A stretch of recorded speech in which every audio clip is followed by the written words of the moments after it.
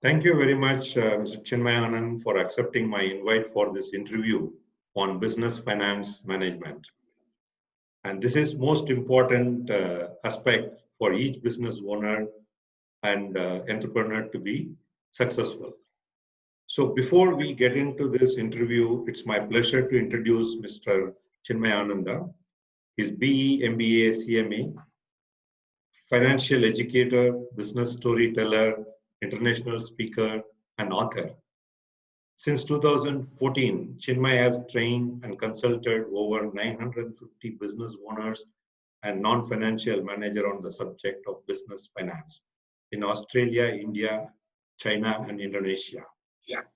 Chinmay is known for the research on hundreds of failed businesses to discover common finance mistakes made in business that is presented in the Australian Taxation Office, the Institute of Chartered Accountants of India, Certified Practising Accountants, Institute of Certified Bookkeepers, and various industry associations and councils. That's great. His training programs are accredited by Institute of Certified Management Accountants, ICMA, Australia. He has developed finance programs that are taught to MBA students in Australia. He teaches the same at University of Canberra, Royal Melbourne Institute of Technology, Torrens University, and Insights Academy of Entrepreneurship. He is currently National Treasurer of Professional Speakers, Australia. He is the proud owner of 6 failed businesses. He is proud to have failed so many times as it prompted him to find out the reason why. This made him to interview hundreds of entrepreneurs, CFOs, and financial gurus that made him to understand the practical challenges faced by them on daily basis. He now offers unique software tool through his new venture, Beehive Analytics Private Limited, that is exclusively developed to assist the top decision makers to make the informed, profitable business decisions based on facts, not mere assumptions. Chinmay's book, Fundamentals of Financial Statement, is Amazon's bestseller. Written by non-accountant, the content in the book has been researched, tested, and presented over 5 years to make the subject business finance fun to learn. So we are proud to be associated with him as a strategic partners in India to promote his courses as well as the tool. So myself, Ramakrishnan, business direction designer and coach enabling business to be profitable. We do this through my organization, GenSource India Private Limited, which brings in 350 plus man years of collective corporate experience in the areas of process excellence, people development, technology implementation, innovation, knowledge management, business finance, admin, and facilities. For more details, you can write to info@gensource.in. Now we get into the core of this interview, why we are here today, understanding the business finance management. Thank you once again, Chinmay. Thank you for having me, Mr. Ram. It's exciting to be partnering with GenSource and with the vast experience you and your team has got. So I'm excited and definitely I'm looking forward for this interview. I know you have done a lot of these studies. Based on that, I'm going to ask why business owners and entrepreneurs need to focus on business finance. That's my first question to you.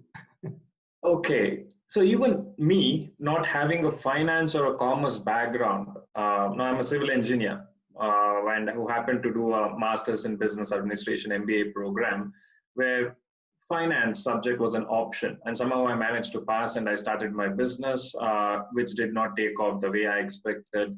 And as you mentioned on my bio, it says I failed in 6 businesses. It was simply because the misconception I had about the subject finance. And unfortunately, I realized it is not only me, there's so many people, especially business owners, who have got this misconception that when it comes to finance, I think my accountant is going to take care of it.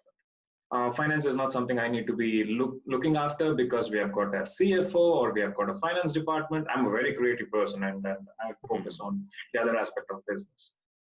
So for me, what I realized was finance, as I said, there's a lot of misconception around it. And no one has really taught us what it really means. So for me, finance has got less to do with money and more to do with information on how to use the money. Right.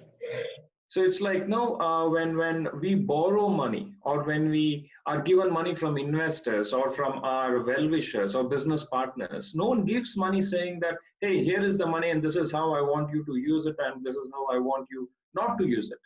So I see people not borrowing money and spending left, right, center, having absolutely no finance management as such. Mm-hmm. So that's why it's very critical for one to understand how this system works, and for that we need to understand the subject business finance. Great, sir. So understood, you have a unique way of understanding the business finance.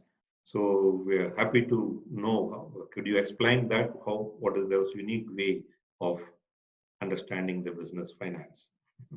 Yeah, today, fortunately, people say that, Chinmay, you've got a unique way of explaining the subject finance. You simplify it, you engage it, you make it fun. But little did I know when I started understanding it for myself that one day I would be educating people. As I said, I don't have any finance or commerce or accounting background from any university. I'm an engineer who did an MBA program, and I failed in 6 businesses. And that is when I did something wise, which was asking for help. Mm-hmm. So my first business mentor analyzed what all I did and said, Chinmay, do yourself a favor. Educate yourself on the subject finance, because finance is the root of how business makes money and the language of business is numbers, and you don't know how to speak that language. Back then, this was 2008 and 9. I neither had the time nor the money to go to a university to understand about the subject finance and accounting. Instead, I went around picking the brain of the best CFOs and chartered accountants and financial gurus. And when I started understanding it from my own perspective, and little did I know that I was trying to understand it from an engineer's perspective. Now, engineer's mindset is more or less, we look at a problem and we come up with a solution. Mm-hmm. Or we try to dissect the problem and we categorize where each one should, each factor should go, and then accordingly, we try to come up with a solution. And that is how I was approaching the subject because of my engineering mindset. However, when I was interacting with my contacts in my first circle who was pursuing to be an accountant or a chartered accountant or had some kind of a commerce background, they were more interested in the compliance part. Mm-hmm. Will the balance sheet balance? And for me, yes, that is important. That is something that one has to do in business. But the top management is not that very focused on the compliance part. It's like it's your job, you have to take care of it. But tell me, what is that we need to do so that we can be more proactive? So with the engineer's mindset, I was looking at the subject, and when I understood that there are only 4 things that can happen, only 4 things that can happen in any business. Money comes in, money goes out, money is supposed to come in, and money is supposed to go out. These are the only 4 types of financial transaction that can happen in any business, small, medium, large, million, billion-dollar businesses. Okay. So permutation and combination of these 4 is what we see on financial reports. Mm-hmm. So when I got to understand this is so simple. Then it was all about me trying to further interact with all the financial gurus and demystify numbers. So today what I do is, as I keep saying, there are only 2 rules in business. Rule number 1, always make sure your business is making more money than it is spending. Mm-hmm. Rule number 2, never forget rule 1. Yes. So to know if a business is making more money than it is spending, we have to understand what's happening in these 4 areas of financial transaction. And my expertise is to help people get on top of these 4 transactions so that they make decisions based on facts and not mere assumptions.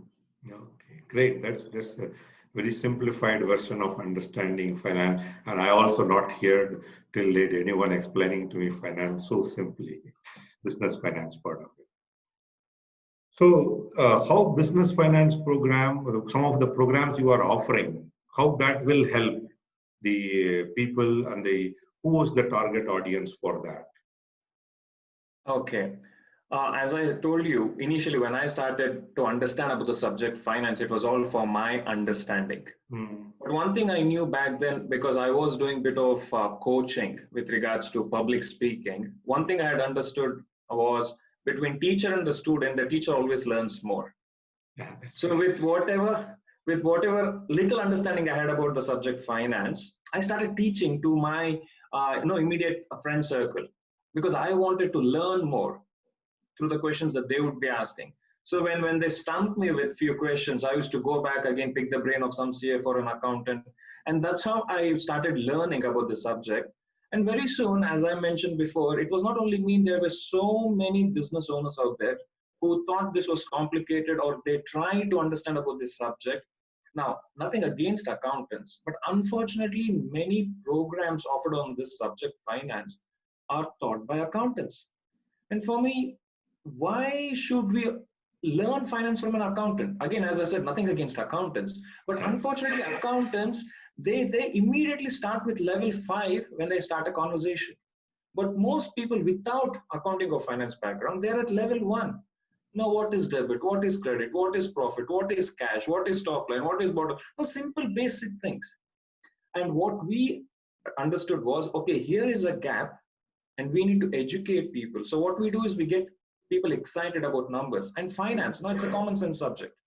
Well, unfortunately, common sense is not very common. That's debatable. But still, what we try to offer through our program is empowering them, getting them excited, and showing how simple the subject finance can be. And at the same time, I analyzed 142 failed businesses, to be precise, back in 2012, 2013. And what I found out was there was a common trait, no common mistakes all these businesses were doing. So I compiled my research findings, came up with common finance mistakes, which have presented to Australian Taxation Office, a lot of accountant bodies around the world. So even that is part of the program. So these are some of the main critical things that we have included in that program. And once it's done, once someone goes through that program, the intention is simple: for them to make sure every time they're making a decision, they know how it is going to impact the bottom line. As I keep emphasizing, business is not just about turnover, it is more about leftover, the bottom line. That's great insight. And I also understood you have a tool that helps business owners and entrepreneurs some insight. Can you give some insight on the tool? What is that tool provides to them? Sure. Again, this was something that we had to build along the way, simply because we were not able to find a tool that is specifically designed for the top management. Now, we have accounting software that is mainly designed for accountants. We have ERP that is mainly for the department heads. Of course, there are CRMs and other in-house built softwares. But what is that tool specifically designed for the top management? Because, okay, let's take a step back. Now, we decided to have this interview on a particular day, at a particular time. Numbers. Now, Ramsa, you're wearing spectacles, I'm wearing spectacles, so we know the power of our lenses. Numbers. And unfortunately, with the COVID situation, every time we turn on the TV, they say these many cases have been reported, these many people have died, these many people are undergoing treatment. Numbers, numbers, numbers. Yes. The point I'm trying to make here is almost every decision we make in our life is directly or indirectly related to numbers.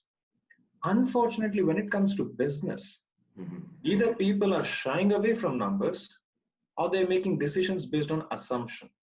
It's not that they don't want to look at numbers, they want to look at numbers. And top management, when they want to make that critical, important decision, they will ask for a specific number. But unfortunately, when they ask for that number, people around them, it might be an accountant or some other person in the finance department, immediately they will come and dump data. They'll send one Excel file which will have 10, 15 sheets within it. And the top management is like, how am I supposed to connect all this? And they come up with their own rule of thumb. I'm pretty sure, you know more than me when you're dealing with manufacturing companies. I think if we make so much of turnover, if we convert so much of raw materials, this might be the profit we will be making. It's all assumption. So what we do is, data is like crude oil that needs to be filtered and processed. So we take the data and we filter it, which becomes information. Information process becomes a relevant information, and that relevant information communicated in form of story becomes a meaningful conversation. So after me interacting with a lot of top management, most of them here in Australia, few in India, Indonesia, and China, what I found out was predominantly they would like to know three things at any given point in time. Three things. One, where is our company? Now, whenever I ask this question, now where is the company, what's happening in your business? Most people say, oh, we're doing all right, we're doing good, we make 50, 100, 150 million turnover. No, business is not just about turnover. It is more about leftover. So very few top management people, they know where is the company from PBT, profit before tax perspective. The second thing they would like to know is, why is the company still here? Yes. Now, why are we making 50 or 100 million or 100 crores? For that, we need to understand how the business got here in the first place. We need to understand and analyze what happened last financial quarter or last financial year. We need to understand at least 2-3 financial reports. So that's the second thing they would like to know. Why is the company still there? The third thing they would like to know is, now whether in life or in business, we are here, we want to go there. So let's say I'm in Bangalore, I want to go to Mumbai. Same thing in business. Most people say, we are making 50 million, we want to make 80 million. But unfortunately, that 50 and 80 is always talked from turnover perspective. Instead, it should be from leftover perspective. So what we try to help them understand is, okay, the third thing is the decisions they made yesterday that they are about to make today or they will make tomorrow. Will it help the company to go from here to there or here to somewhere else? So that is what we have tried to achieve through our software, which fortunately, business owners have embraced, because they're like, okay, finally, this is something that we always wanted. And that is where we are focusing a lot these days. Yeah, that's great. As you said that when I was working in corporate, I always used to ask the people saying that when everything is done, they come and present the report. I used to tell them it is the postmortem report, how that is going to help. But I think I need to on a real time to know what is it happening. Something before I approve, I need to know whether it is good to do, not good to do. That's some of the thing I'm sure your tool will always throw light and will help us. Great to know that. So I'm sure all of us are in difficult times, current situations. And at this point in time, I just wanted rather than advise, what is that your point of view? What is that you ask business owners and other people to look at this point in time? What is important for them to look at? Okay. Now, as we have already understood the importance of numbers, and it all comes down to numbers when we have to make decisions. Now, let us emphasize more and look at numbers. Yes. We need to know not just the top line, but also the middle line and the bottom line. Now, how much are the profit that we are making in each of these departments? Now, I don't want to bombard and give generic advice as such. Yes. Let me share with you an incident that happened almost 5 years back. Yeah. And this was when I was in my third year after I had launched the Finance Academy Australia. So I was still struggling to make sure that end of the month I'm able to pay all the bills and make some profit and then reinvest in the business. And I attended a business seminar, and they had 6 panelists. And all those panelists, they were all successful business people running multi-million-dollar businesses. And most of them, they had started something from scratch. Right. And during the conversation, someone asked about importance of having a business coach or a mentor. Mm-hmm. So the person who was facilitating, he asked the audience, how many of you have got a business coach or a mentor as of now in your business? Very few hands went up. I think out of 200 people, maybe 5 or 6 of them said, yes, we have a business coach. But what was surprising for me and a bit of an aha moment was when I saw all the 6 panelists who are highly successful running multi-million-dollar businesses, all of them raised their hand. And the facilitator got curious and he asked, how come, why is that you're already successful? Why is that you still have a coach? And for that, one of the panelists said, have you seen Roger Federer? no, back then he was number one. He still goes and plays tennis, and he has got a business, and he has got a tennis coach. Correct. Okay, Indian cricket team, they were number one. Now we have got Kohli and Dhoni, and we had Sachin. Amazing players. But still they have a coach. Right. Because we cannot see our own back. So it's, and especially, you know, the entrepreneurship world, when people start climbing the ladder and they're at the top, it is a very lonely journey.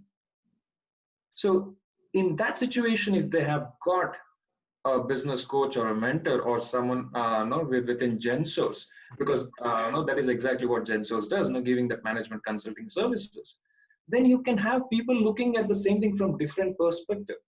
Okay. And most importantly, there is someone to hold us accountable. Right. And that is when, from then on, I made sure that I have got some kind of a coach or a mentor. And that's every single time when you're bogged down, when you're like, you know what, I think I'm done. And we start coming up with a blame game. And this is another thing I learned from one of my business mentors. He said, Chinmay, remember, in life or in business, either you can have an excuse or a result. You cannot have both. Yeah. So for that, we need to have a business coach or a consultant. Thank you. Thank you. I think it was an insightful discussions on business finance management. And I'm sure definitely for me, it is a different, I heard business finance in my experience. It's a different kind of an experience and learning. Definitely, I'm sure once I upload this into the various social media, people are going to get a good insight onto that. And I'm also, as a strategic partner, looking to work with you and see how we can get into the new heights on this and help all the business owners to understand this business finance aspect of it to be successful. Thank you, Chinmay, for this. Thank you. Thank you. Thank you for having me, Mr. Ram.